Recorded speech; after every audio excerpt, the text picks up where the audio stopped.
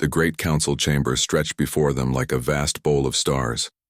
Representatives from 850 different species sat in their designated areas, each breathing different air through specialized masks, each representing worlds that humans had helped save at least once in the past 3 centuries. Ambassador Sarah Chen stood at the center podium, her simple black uniform a stark contrast to the colorful robes and ornate decorations worn by the alien delegates around her. Her hands rested calmly at her sides, but everyone who knew humans could see the tension in her shoulders. Behind her, the other human representatives sat in perfect silence. No whispered conversations, no shuffling of papers, no nervous movements. They simply waited. The vote had been announced 30 minutes. Some 847 species had voted against providing aid to Earth. 3 had voted in favor. The rest had abstained, which everyone knew meant the same as voting no. Earth was dying. A rogue asteroid the size of a small moon was heading straight for humanity's home planet. The calculations were simple and brutal. In 18 months, the asteroid would hit Earth. Every human on the planet would die. The technology to stop it existed, but no single species had enough ships or resources to do it alone.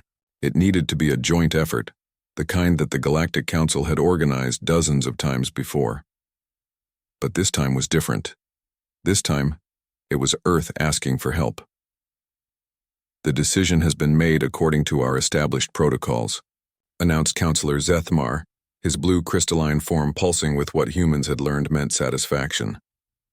Resource allocation must be considered carefully. The non-interference doctrine clearly states that natural disasters are to be handled by the affected species whenever possible.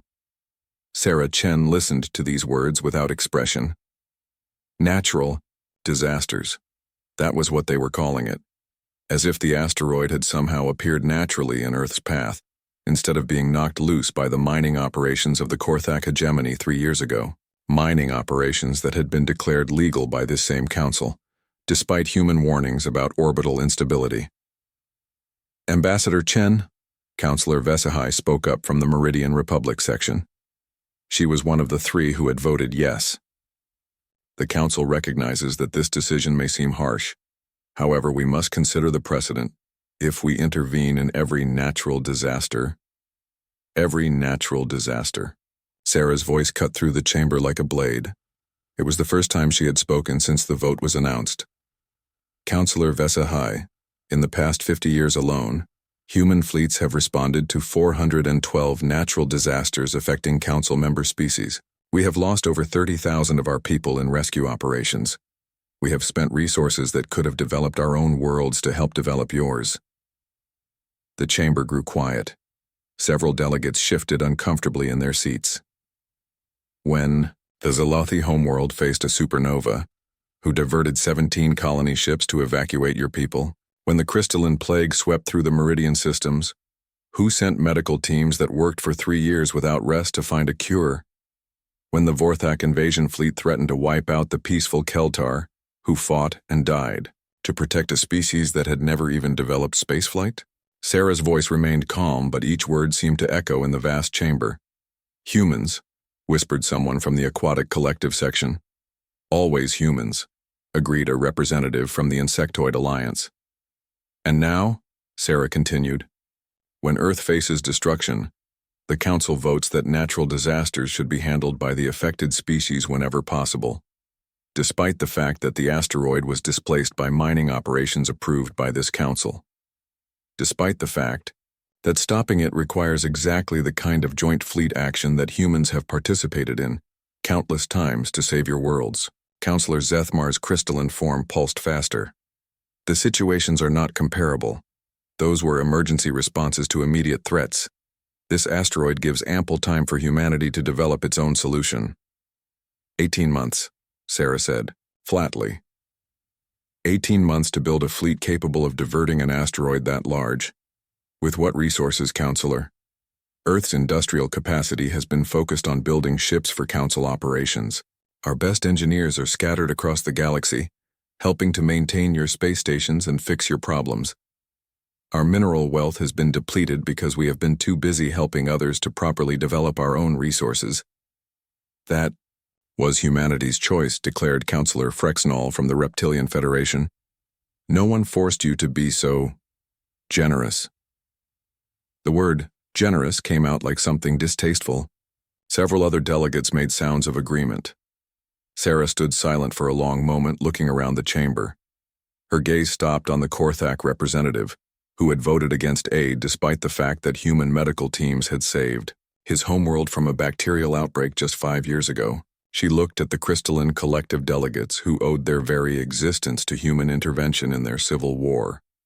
She saw the aquatic collective representatives, whose breathing apparatus had been designed by human engineers after their original systems failed. "You are right, Counselor Frexnall," Sarah said finally. "It was our choice. And now we are making another choice." She reached into her uniform jacket and pulled out a small metal pin, the human delegation insignia, worn by Earth's representatives for over 300 years. She placed it carefully on the podium. "Humanity formally withdraws from all Galactic Council activities, effective immediately. We resign from all committees, cease all ongoing aid missions, and recall all human personnel from Council operations." The chamber erupted. Delegates jumped to their feet, shouting in dozens of different languages. The translation system struggled to keep up with the chaos. "You cannot simply leave." Counselor Zethmar's form was pulsing rapidly now, shifting from blue to deep purple. "There are contracts, obligations, legal requirements." Sarah Chen looked at him with something that might have been pity. "The same legal requirements that required council aid for member species facing extinction? We checked the documents, Counselor, very carefully. It turns out that the obligations only flow one way. Humans are required to provide aid when called upon.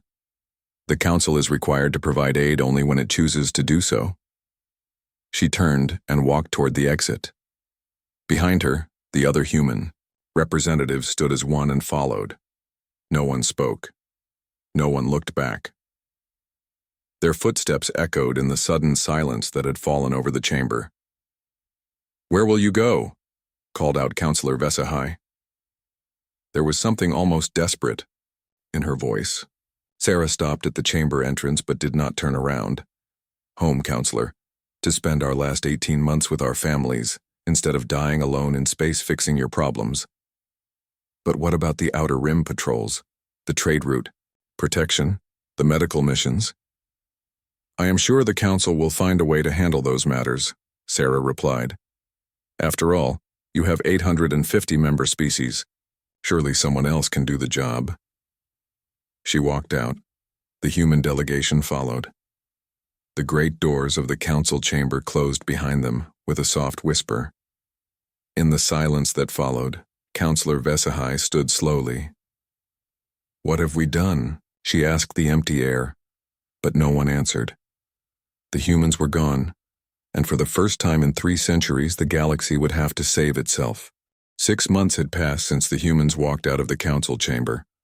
6 months of silence from Earth, from human colonies, from the thousands of human ships that had once crisscrossed the galaxy like a vast network of helpers and protectors. At first, most Council members had dismissed the human withdrawal as an emotional reaction. They would be back, everyone said. Humans were too helpful, too involved to stay away for long. Some even seemed relieved. Finally, they could handle their own affairs without human interference. The first sign that things were different came from the Zalothi mining colonies in the Proxima sector. Captain Jenthkar of the Council Emergency Response Team stared at the datapad in his clawed hands, his reptilian features twisted in frustration. The report made no sense. The Zalothi colonies had sent out an automated distress signal 6 days ago. Solar flares had destroyed their communication arrays and damaged their life support systems. 3,000 miners were trapped underground, with limited air and no way to call for help except through old emergency beacons. 6 days ago, every human ship within 50 light-years would have dropped whatever they were doing and rushed to help. The response time used to be measured in hours, not days. But the emergency beacon had been broadcasting into empty space. No human ships had answered. No human ships had even acknowledged the signal. "Sir," His communications officer spoke up. "We have confirmation from the rescue teams. 47 Zelothi are dead. The survivors are in critical condition." Jenthkar's claws scraped against the metal of his command chair. 47 dead because it had taken the council 5 days to organize a rescue mission. 5 days of meetings and committees and resource allocation discussions while people died in the dark. How long would this have taken if humans had responded? He asked his second-in-command. Based on historical data, 12 hours from distress signal to rescue completion. Maximum. 12 hours. They had needed 5 days just to decide who was responsible for organizing the mission. On the other side of the galaxy, the Vrex Trade Federation was facing a different kind of crisis. The Outer Rim shipping routes, once the safest trade paths in known space, had become hunting grounds for pirates and raiders. Without human patrol, fleets maintaining security, the criminal elements had grown bold. Federation Trade Director Molvar studied the loss reports with growing alarm. In 6 months, they had lost more cargo ships than in the previous 10 years combined. Insurance costs were skyrocketing. Several major trade corporations were talking about abandoning the Outer Rim routes entirely. "What about hiring private security?"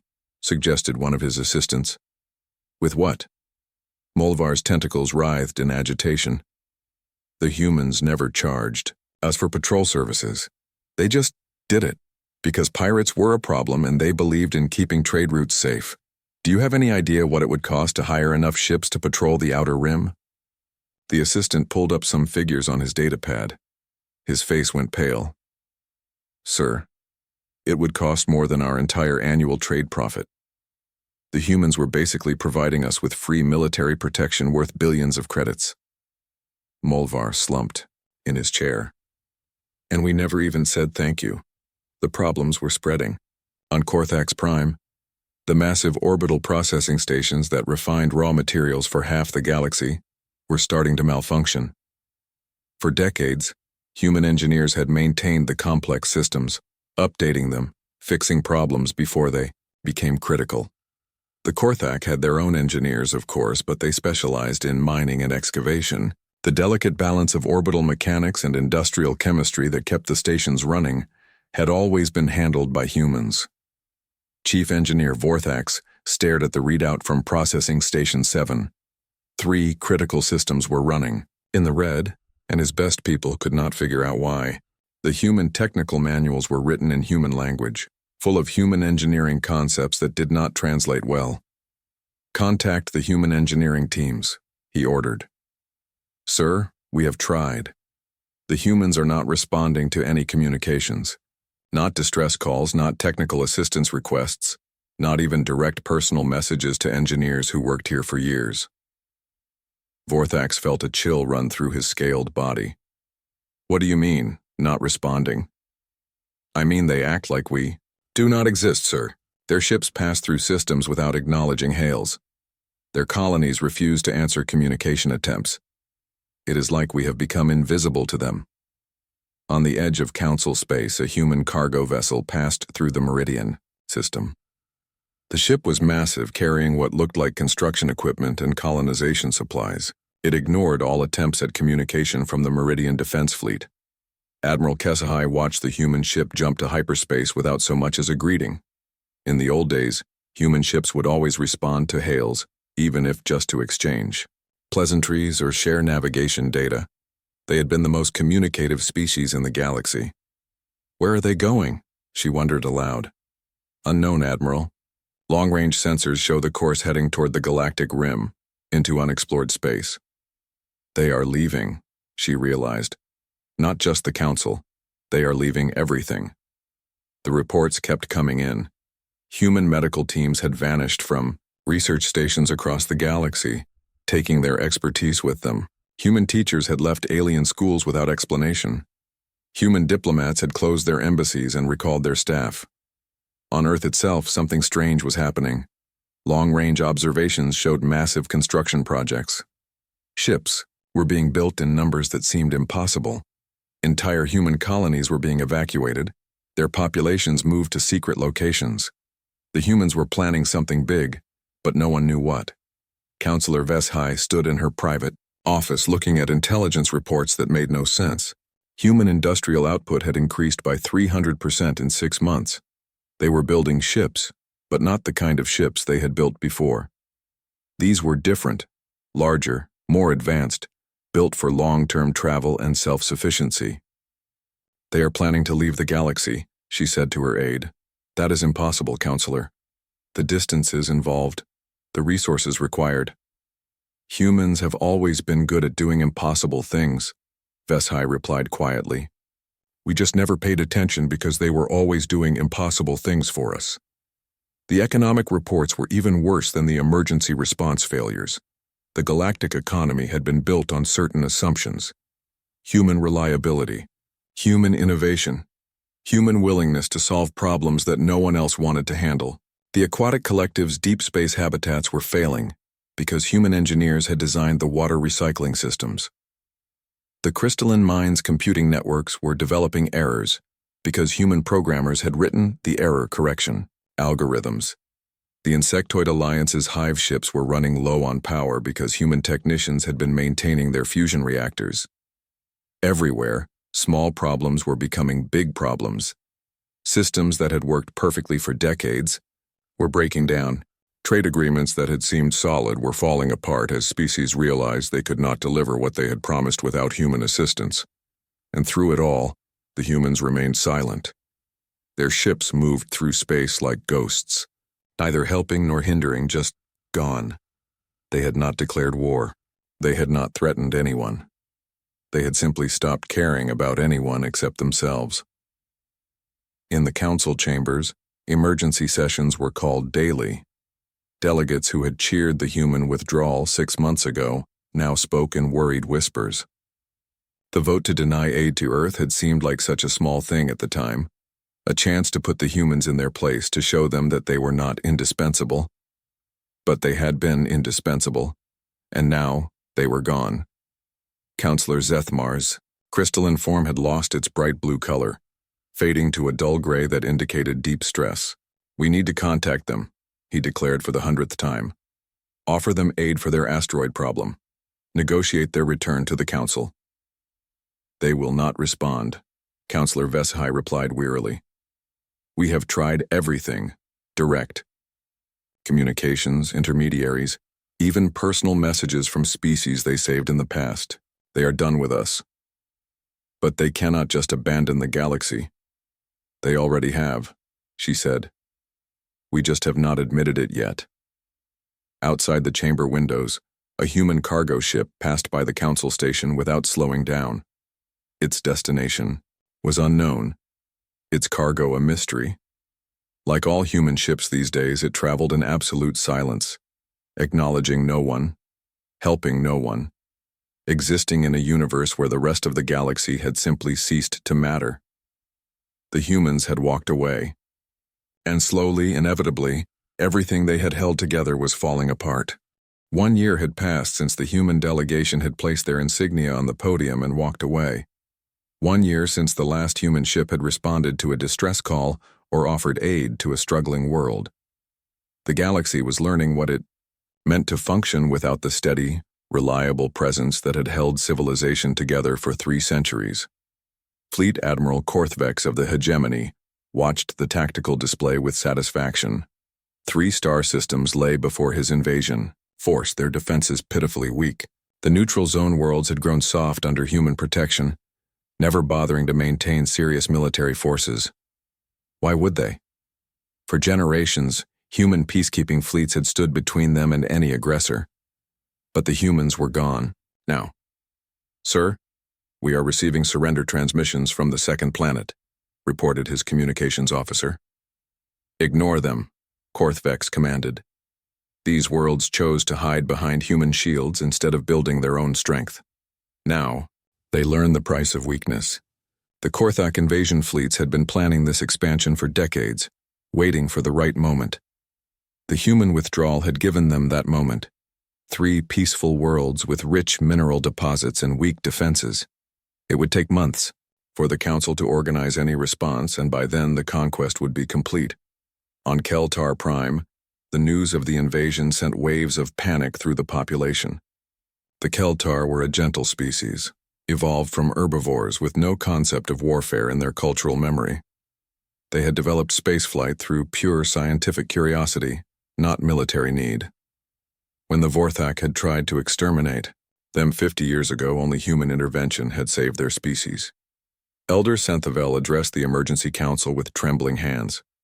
"We must contact the humans. Surely they will help us again." "We have tried, Elder," replied communication specialist Frendall.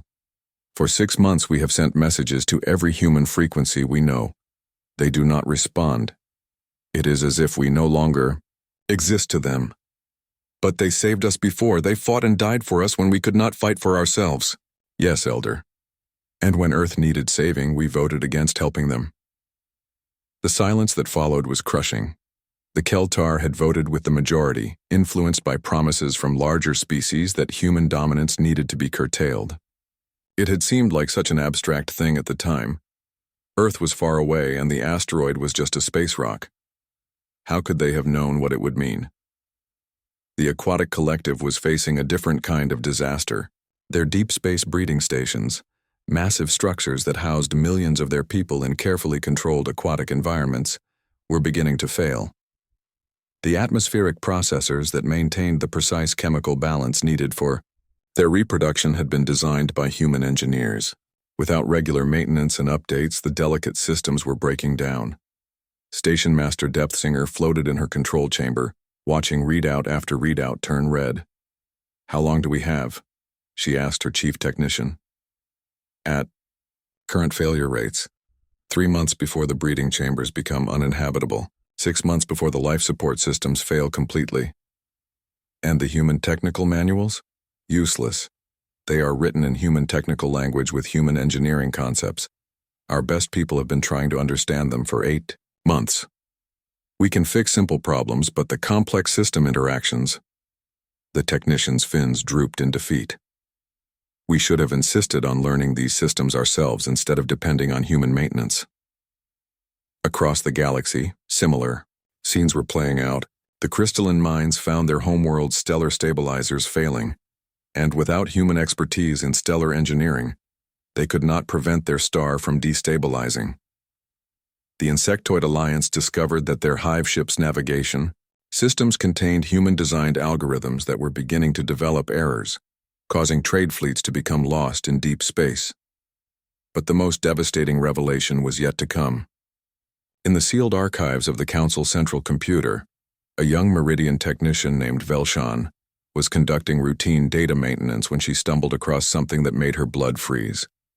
Classified voting records from the session, where Earth's aid request had been denied.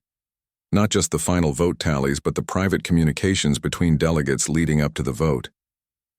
She read through message after message, her horror growing with each revelation. "The humans have become too powerful," read one message from the Korthak delegation. "This is our chance to remind them that they are not the galaxy's saviors." "Human influence over trade routes is becoming problematic," another message stated.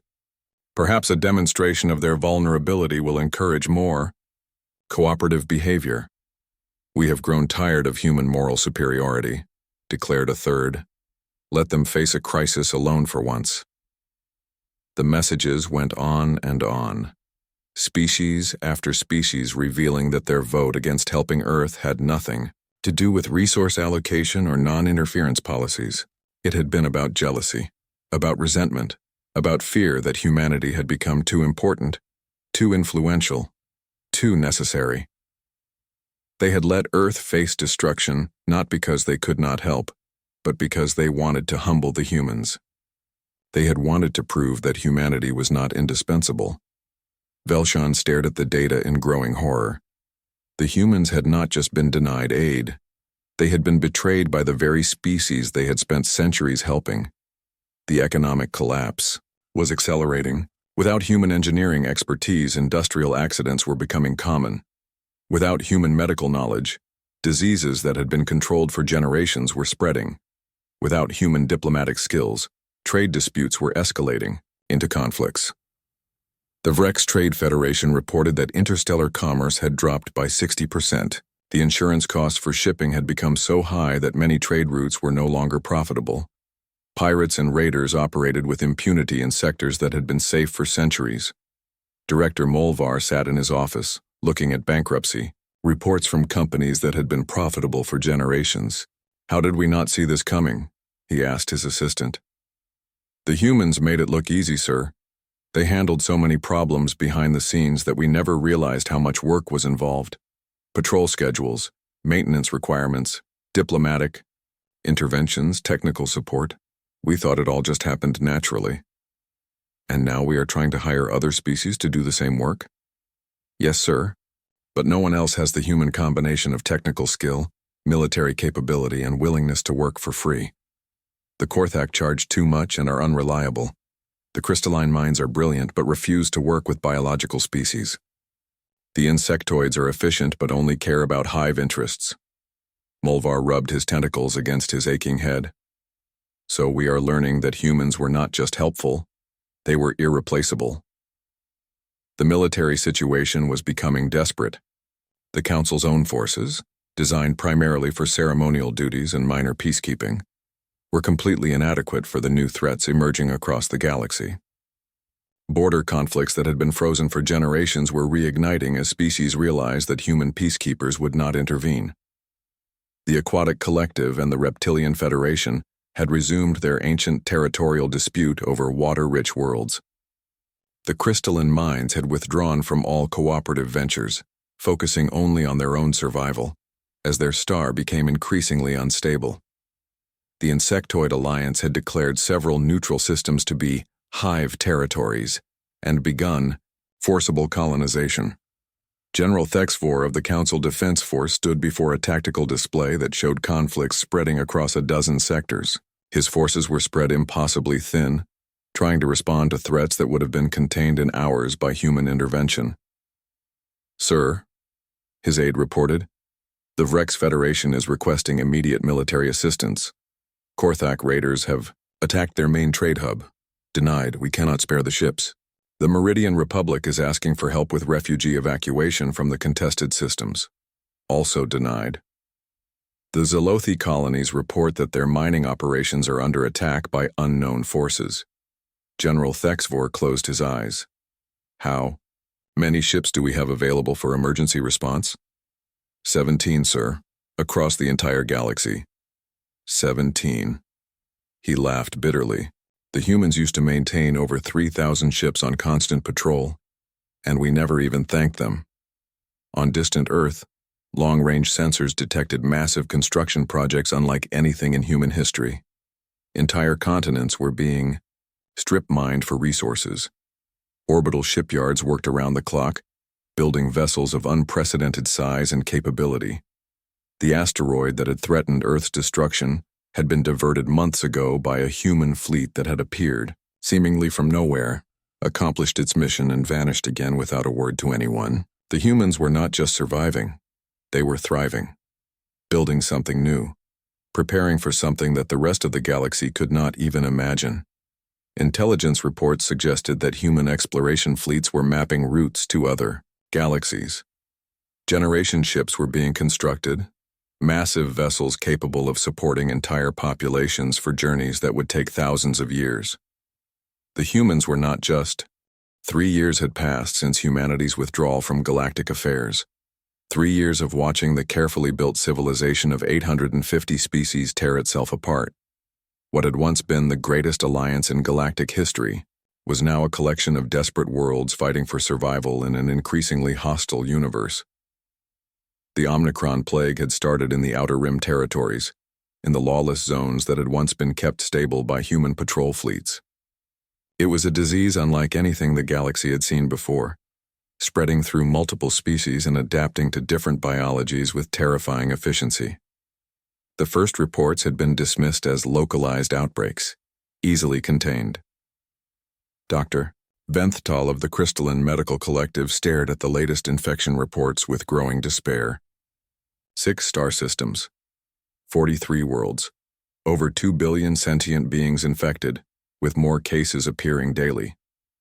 What would the humans do? He asked his research team for the 100th time. His chief researcher, Dr. Melkar, shook her crystalline head sadly. In the archives, we found records of similar outbreaks that the humans contained within weeks. They had mobile medical fleets, rapid response teams, and most importantly, the trust of every species. People would cooperate with human medical directives without question. And now? Now we spend months arguing about jurisdiction while the plague spreads. The Korthak refused to let crystalline medical teams into their territory. The Reptilian Federation will not accept treatment from aquatic doctors. Every species wants to handle it their own way, and the disease spreads while we debate. The medical crisis was compounded by the complete breakdown of interspecies cooperation.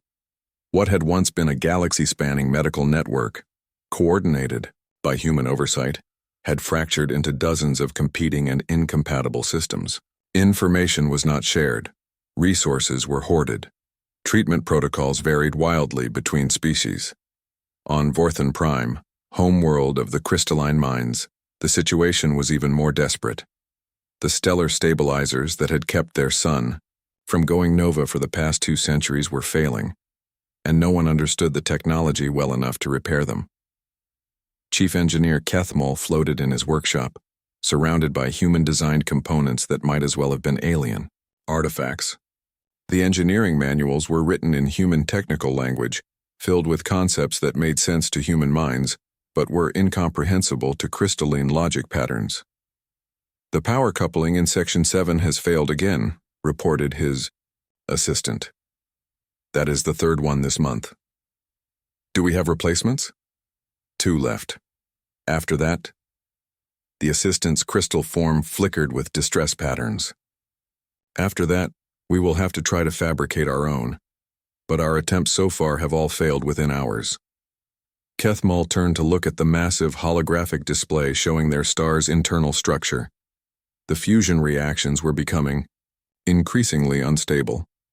Without the stabilizers, their sun would expand into a red giant within 6 months, destroying their homeworld and the 12 billion crystalline minds who lived there. "Contact the humans," he said desperately. "Offer them anything, technology, resources, territorial concessions. Surely they will not let an entire species die." "We have tried, Engineer." "They do not respond. Our most powerful transmitters have sent messages to every known human colony. They ignore us completely." The irony was crushing. The crystalline minds had some of the most advanced technology in the galaxy, but they had allowed humans to handle stellar engineering, because it required the kind of intuitive problem-solving that their logical minds struggled with. Now that intuitive brilliance was gone, and their entire species faced extinction. The economic collapse had moved beyond mere inconvenience into complete systemic failure. The galactic currency, backed by the stability of human-guaranteed trade routes, had lost 90% of its value. Entire sectors had reverted to barter systems. Industrial production had plummeted as supply chains that had depended on human coordination fell apart. Trade Director Molvar of the Vrex Federation stood in what had once been the galaxy's busiest commercial hub. The massive space station that had handled millions of tons of cargo every day was now nearly empty. Most of the docking bays stood vacant, their automated systems failing without human maintenance. "Sir," his assistant reported, "we have confirmation that the Meridian Republic is withdrawing from the Galactic Trade Agreement. That brings the total number of withdrawals to 412. Out of how many original signatories?" 687, sir." Molvar's tentacles drooped with exhaustion.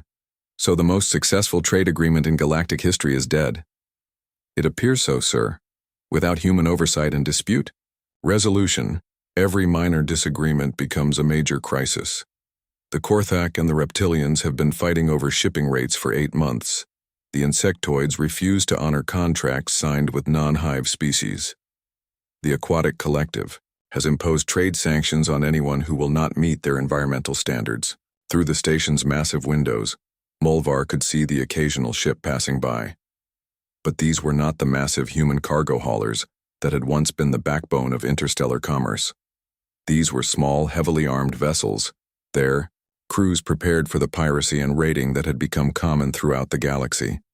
The military situation had deteriorated beyond all recognition. The Korthak hegemony had expanded their territory by 30%, conquering worlds that had been under human protection for centuries. The neutral zone no longer existed. The ancient treaty systems that had prevented major wars for 300 years had collapsed along with the human peacekeeping forces that had enforced them.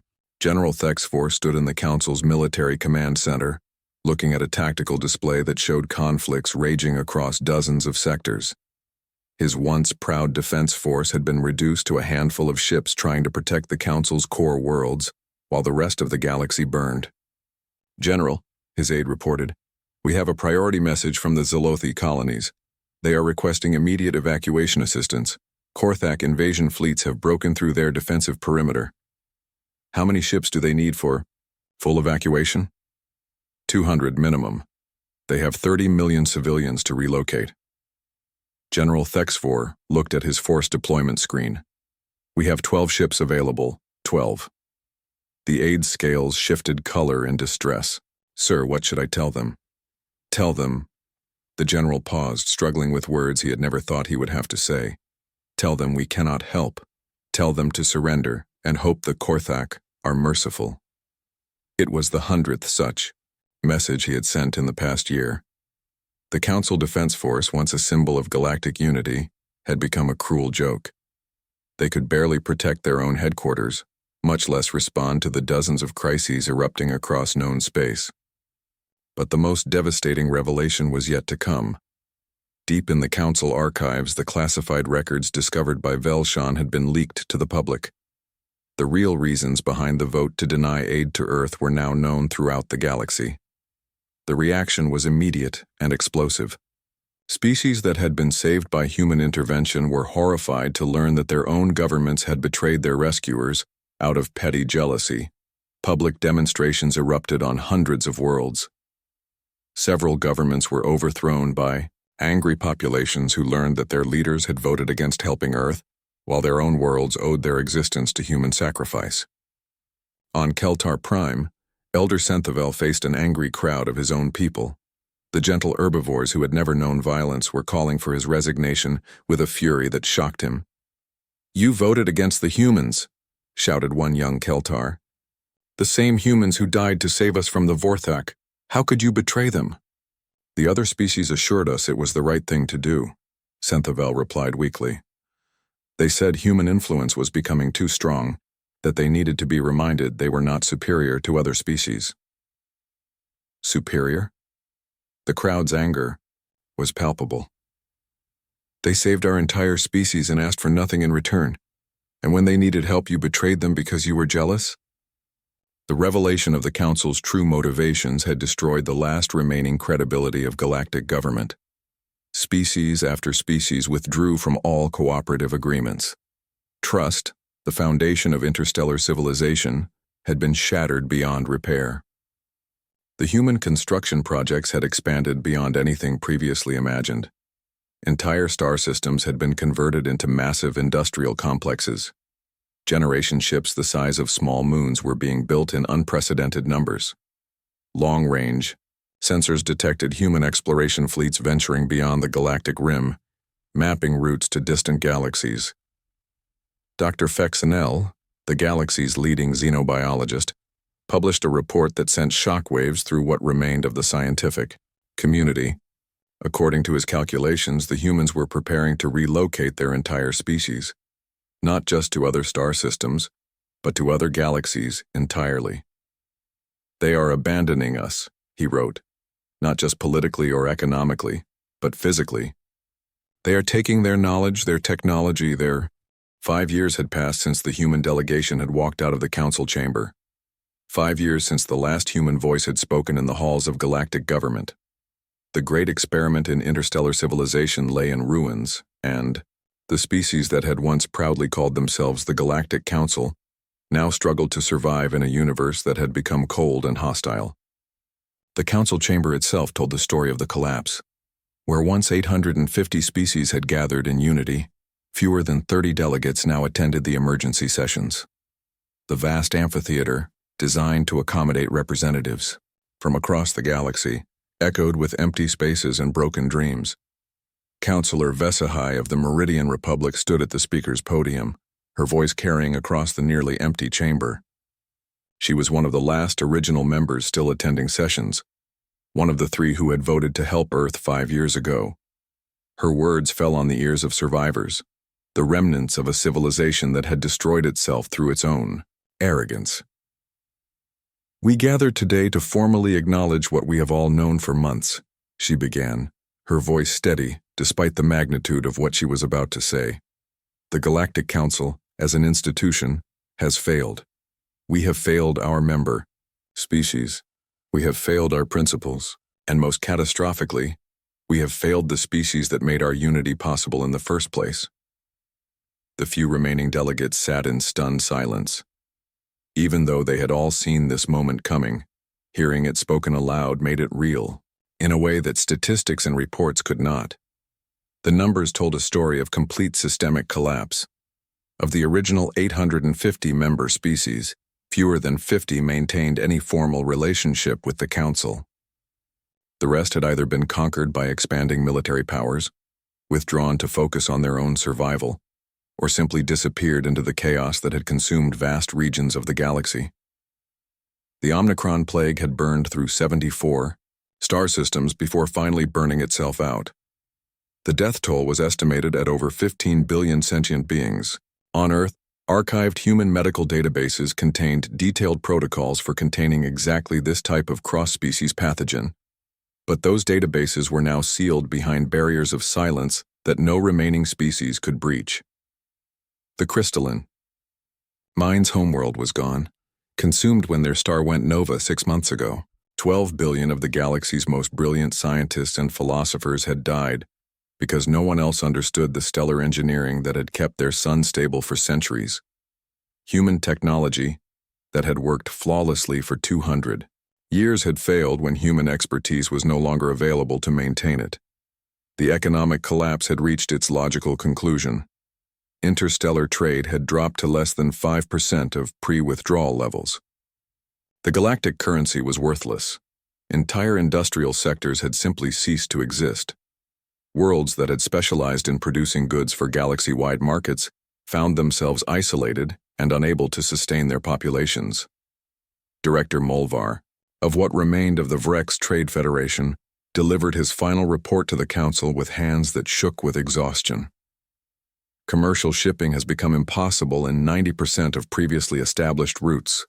Piracy, territorial disputes, and the breakdown of navigation networks have made interstellar commerce too dangerous and expensive for most goods. We estimate that it will take at least 50 years to rebuild even basic trade relationships, assuming political stability can be restored.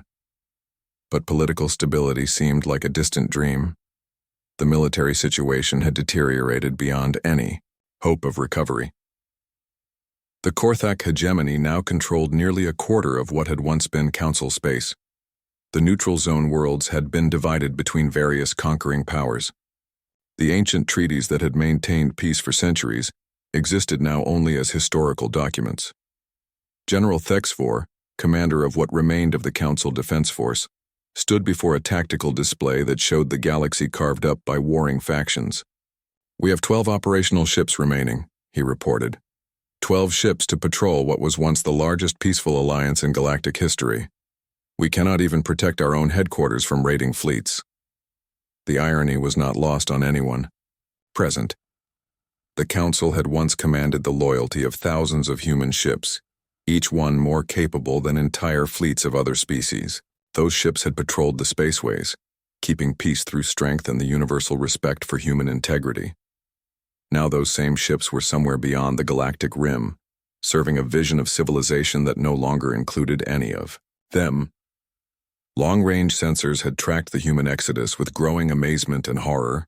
Entire human colonies had been evacuated, their populations relocated to massive generation ships that disappeared into the void between galaxies. Industrial systems that had taken centuries to build were being systematically dismantled, their resources converted into the infrastructure needed for an interstellar migration of unprecedented scale. Dr. Fexenel presented his final xenobiological survey to the nearly empty chamber. Based on our observations, we estimate that 98% of human population has already departed local space. The remaining 2% appear to be involved in final cleanup operations and the destruction of any technology or information that might be useful to other species. Destruction? Asked Counselor Vesahai. Yes. They are ensuring that nothing they leave behind can be used to rebuild what we have lost. Medical databases, engineering specifications, scientific research, diplomatic protocols, all of it is being systematically erased. They are not just leaving us. They are making sure we cannot follow them or benefit from their departure. The psychological impact of this revelation was devastating. For 3 centuries, human knowledge and expertise had been freely shared with anyone who needed it. Human libraries had been open to all species. Human scientists had collaborated eagerly with alien researchers. The idea that they would deliberately deny that knowledge to their former allies was a bitter confirmation of how completely trust had been broken. But perhaps the most crushing revelation came from the analysis of intercepted human communications. The few messages that xenolinguists had managed to decode revealed that humanity had not just survived their betrayal. They had thrived. The challenge of saving Earth from the asteroid had triggered an unprecedented burst of innovation and growth. Forced to rely only on themselves, humans had developed technologies beyond anything they had achieved while helping other species. Their new ships are marvels of engineering that we cannot even comprehend, reported Chief Scientist Kelmore. Faster-than-light drives that make our best technology look primitive. Industrial systems that can convert raw matter into complex components in hours instead of months. Weapons that could probably destroy entire fleets with single shots. And they developed all of this in just 5 years? Asked one delegate. Apparently helping the rest of us was holding them back. When they focused their entire civilization on a single goal, their own survival and advancement, they achieved things that we thought were impossible. Counselor Vesahai absorbed this information with a growing sense of cosmic irony. The species that had condemned humanity for being too advanced, too influential, too necessary, had actually been holding humanity back from reaching their true potential. In trying to humble the humans, they had freed them to become something far beyond what they had been before. The final reports painted a picture of irreversible decline. Birth rates were dropping across all remaining species as populations lost hope for the future. Scientific research had virtually stopped as the collaborative networks that had driven galactic innovation collapsed. Educational systems were failing as species turned inward and abandoned the universal academic standards that humans had helped establish. We are witnessing the end of galactic civilization, concluded Counselor Vesahai. Not through conquest or natural disaster, but through our own choices. We had been given the greatest gift in the universe, a species willing to sacrifice for others, to share their knowledge freely, to solve problems without asking for payment or gratitude. And we threw it away because we were jealous. She paused, looking around the empty chamber where so many species had once gathered in unity. The humans asked for only one thing in 3 centuries of service. When their homeworld faced destruction, they asked for help. And we said no, not because we could not help, but because we wanted to prove that they were not indispensable. And were they? Asked one of the few remaining delegates. We have our answer, Vesahai replied. We learned exactly how indispensable they were. We just learned it too late. The formal dissolution of the Galactic Council was announced on Niuauen, a Tuesday. There was no ceremony, no great speeches, no final declarations. The remaining delegates simply acknowledged that they no longer had the authority or ability to govern anything beyond their own individual worlds. The great dream of interstellar unity died not with a bang, but with a whisper. Outside the council, headquarters, the massive structure that had once been a symbol of galactic cooperation was being prepared for abandonment. The historical archives, the cultural exchanges, the